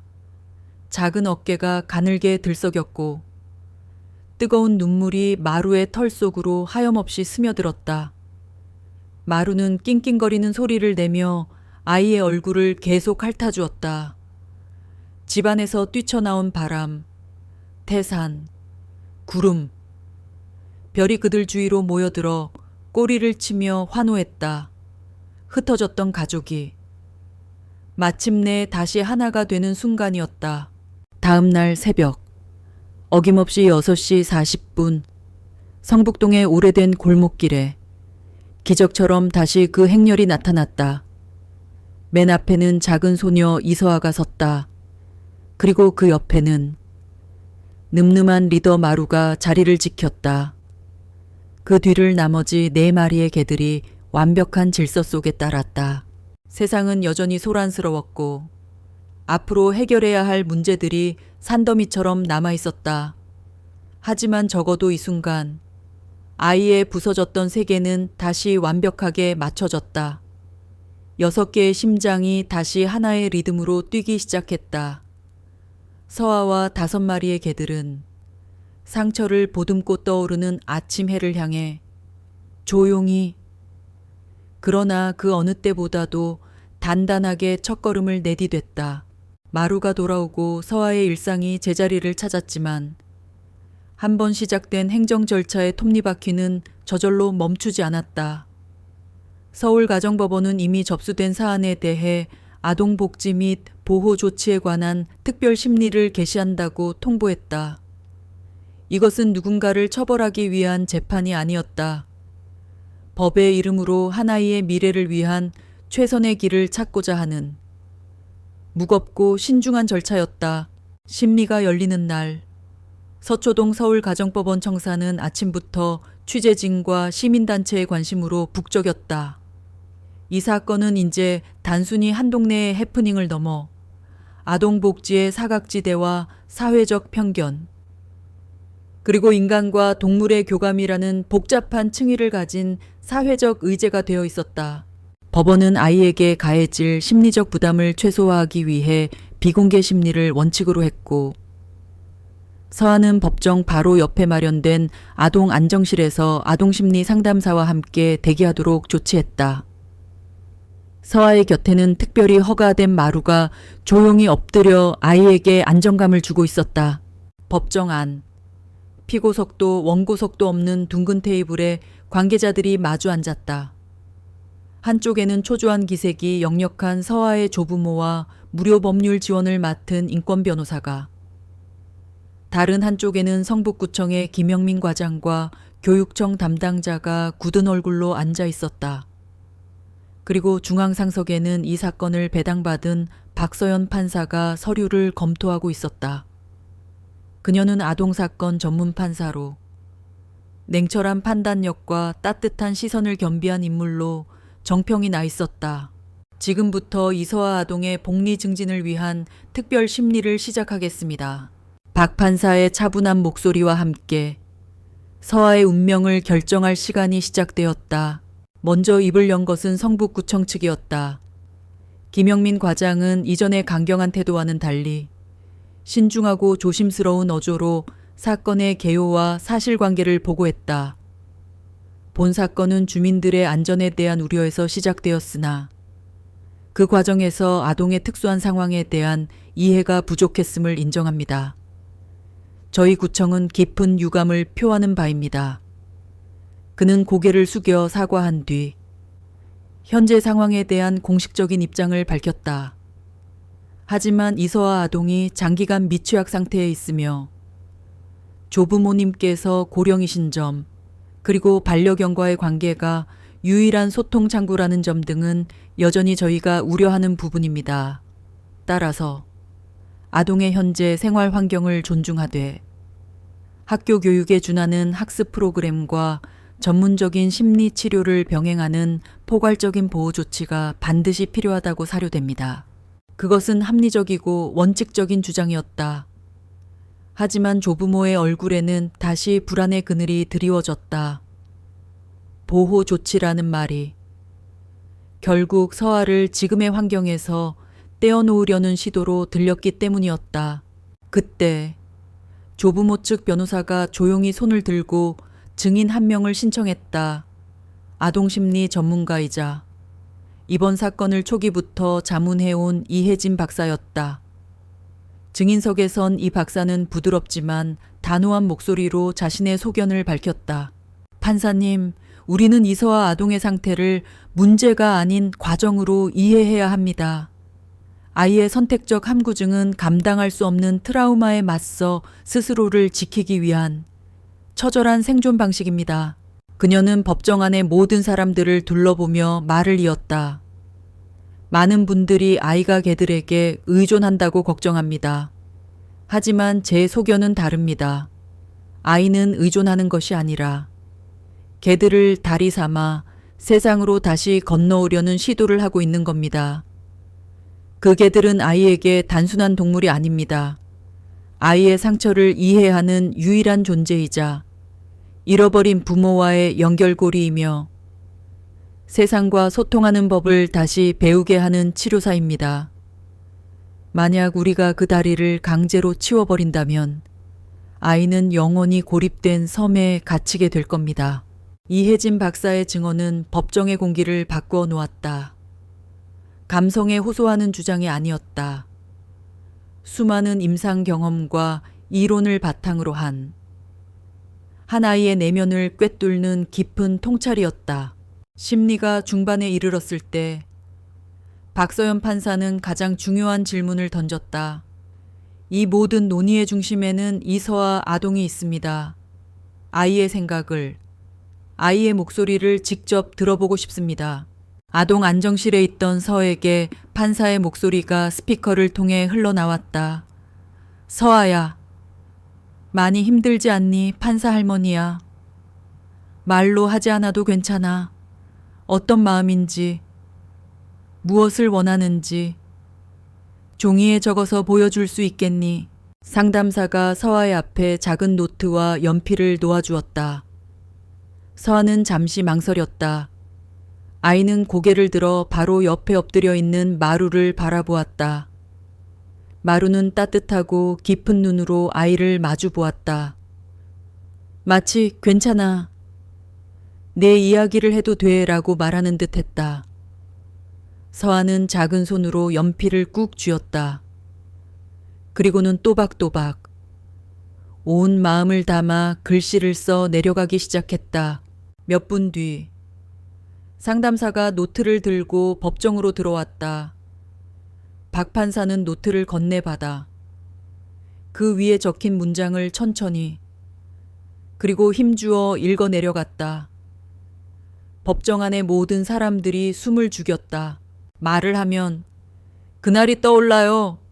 하지만 마루는 그날의 불을 막아줬어요. 짧은 문장이었지만 그 안에는 아이가 겪었을 지옥과 그 지옥 속에서 발견한 한 줄기 구원에 대한 모든 것이 담겨 있었다. 그날의 불, 그것은 사고 현장의 화염일 수도 아이의 마음을 태운 트라우마의 불길일 수도 있었다. 어느 쪽이든 마루가 아이를 지켜주었다는 사실만은 명백했다. 박 판사는 다음 페이지를 넘겨 이어지는 문장을 읽었다. 이 친구들이 없으면 저는 말을 못해요. 이 친구들과 함께 있으면 저는 조금씩 괜찮아져요. 그 순간 할머니는 소리내어 흐느끼기 시작했다. 김영민 과장은 안경 너머로 조용히 눈물을 훔쳤다. 한 아이가 자신의 온 존재를 걸고 써내려간 진실의 무게 앞에서 어른들의 모든 논리와 원칙은 힘을 잃었다. 박 판사는 한참 동안 눈을 감고 있었다. 그리고 다시 눈을 떴을 때 그녀의 목소리는 법의 권위와 인간적인 온기를 동시에 담고 있었다. 그녀는 최종 결정을 내렸다. 본 재판부는 이서아 아동의 심리적 안정과 회복을 최우선으로 고려하여 다음과 같이 결정한다. 첫째, 이서아 아동과 5마리의 반려견은 현행대로 동거관계를 유지한다. 반려견과의 유대관계는 아동의 트라우마 회복 과정의 필수적인 요소임을 공식적으로 인정한다. 둘째, 서울시 교육청과 성북구청은 협력하여 아동을 위한 맞춤형 통합 지원 시스템을 구축한다. 여기에는 1:1 원격 학습 프로그램, 주 1회 가정 방문 심리치료, 그리고 조부모의 양육 부담을 덜어주기 위한 가사 지원 도우미 파견을 포함한다. 셋째, 위 모든 조치는 1년간의 관찰 및 지원 기간을 거치며 1년 후 아동의 상태 변화에 따라 재논의하기로 한다. 본 법원은 이 기간 동안 후견인으로서 지속적으로 상황을 감독할 것이다. 이것은 어느 한쪽의 승리가 아니었다. 법이 내릴 수 있는 가장 현명하고 따뜻한 결론이었다. 원칙을 지키면서도 한 아이의 특수한 상황을 끌어안은 창조적인 해법이었다. 심리가 끝난 후 법정 복도에서 김영민 과장이 조부모에게 다가와 깊이 고개를 숙였다. 어르신들, 정말 죄송했습니다. 그리고 감사합니다. 저희가 앞으로 최선을 다해 서아를 돕겠습니다. 할머니는 눈물 젖은 얼굴로 겨우 고개를 끄덕였다. 그날 오후 조부모와 함께 법원을 나서는 서아의 발걸음은 조금은 가벼워 보였다. 아이는 곁을 걷는 마루의 등을 가만히 쓰다듬었다. 그때 아이의 굳게 닫혔던 입가에 누구도 모르게 아주 희미한 미소가 스쳐 지나갔다. 상처 입은 영혼의 기나긴 겨울이 끝나고 아주 더디지만 분명한 치유의 봄이 시작되고 있음을 알리는 작은 신호였다. 법원의 판결이 있은 후 1년이라는 시간이 흘렀다. 성북동의 계절은 4번 바뀌었고 강물처럼 흐르는 시간 속에서 많은 것들이 변했다. 떠들썩했던 진돗개 소녀 사건은 사람들의 기억 속에서 점차 잊혀갔지만 그 사건이 남긴 조용한 메아리는 동네 구석구석에 스며들어 세상을 조금 더 따뜻한 곳으로 바꾸어 놓고 있었다. 가장 큰 변화는 서에게 찾아왔다. 아이는 더 이상 어둠 속에 갇혀 있지 않았다. 법원의 결정에 따라 구성된 맞춤형 통합 지원 시스템은 아이의 닫힌 세계에 조심스럽게 문을 내주었다. 매일 오전 교육청에서 파견된 특수교사가 노트북 화면을 통해 서아와 1:1 원격 수업을 진행했다. 처음에는 화면을 쳐다보지도 않던 아이는 선생님이 개들의 사진을 이용해 수학 문제를 내고 서아의 산책길 풍경으로 국어 수업을 진행하자 조금씩 흥미를 보이기 시작했다. 일주일에 한 번씩 찾아오는 이혜진 박사와의 심리 치료 시간은 아이에게 가장 큰 안식처가 되었다. 이 박사는 아이에게 말을 강요하지 않았다. 대신 서아와 함께 개들의 털을 빗기고 간식을 만들고 훈련 일지를 읽으며 아이의 세계 안으로 들어갔다.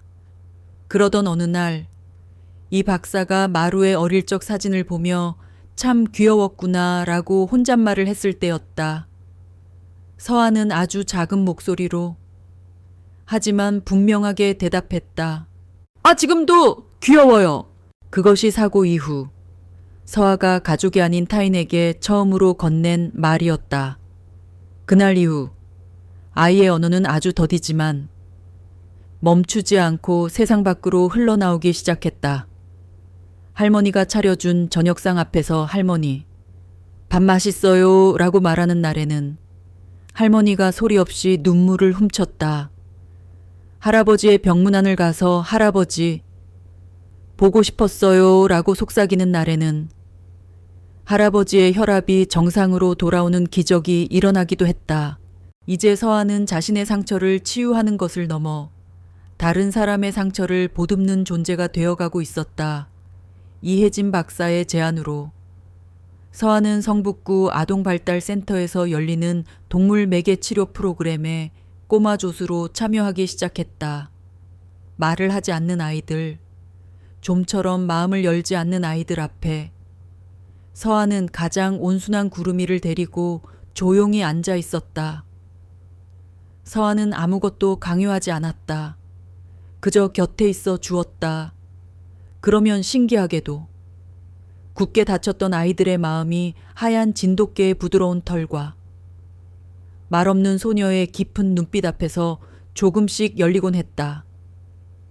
서아의 침묵은 이제 결핍이 아닌 강력한 치유의 언어가 되어 있었다. 김은희의 삶도 완전히 다른 길을 걷고 있었다. 그녀는 모든 공직에서 사퇴하고 살던 집도 처분한 뒤 조용히 동네를 떠났다. 사람들은 그녀가 어디로 갔는지 알지 못했다. 그녀는 서울 외곽의 작은 오피스텔에서 홀로 지내며 교통사고 피해자 지원 시민연대라는 곳에서 조용히 자원봉사를 하고 있었다. 그녀는 더 이상 누구를 가르치거나 이끌려 하지 않았다.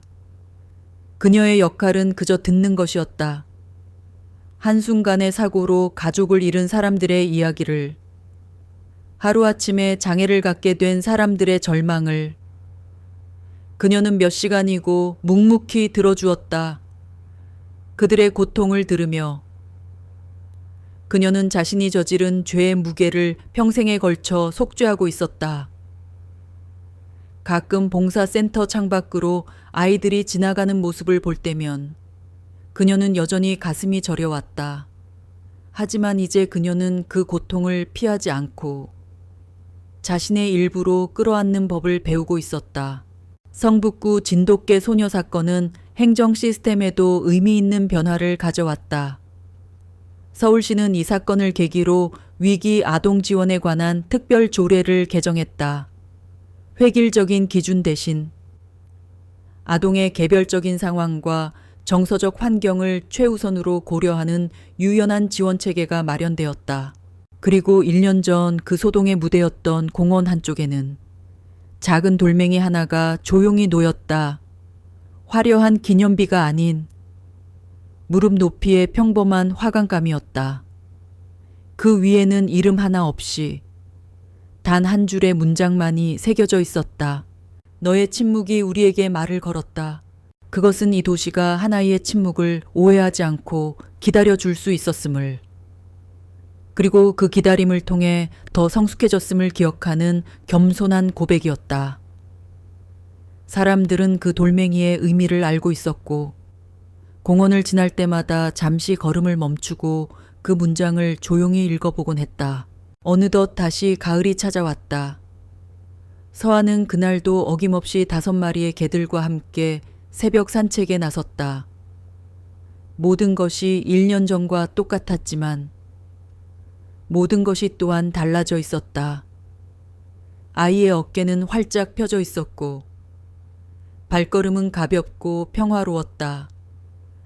더 이상 세상을 향한 방어적인 행군이 아닌 온전히 자신들의 시간을 즐기는 행복한 산책이었다.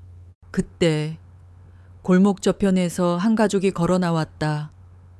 최근에 동네로 이사온 젊은 부부와 4살쯤 되어 보이는 호기심 많은 남자아이였다.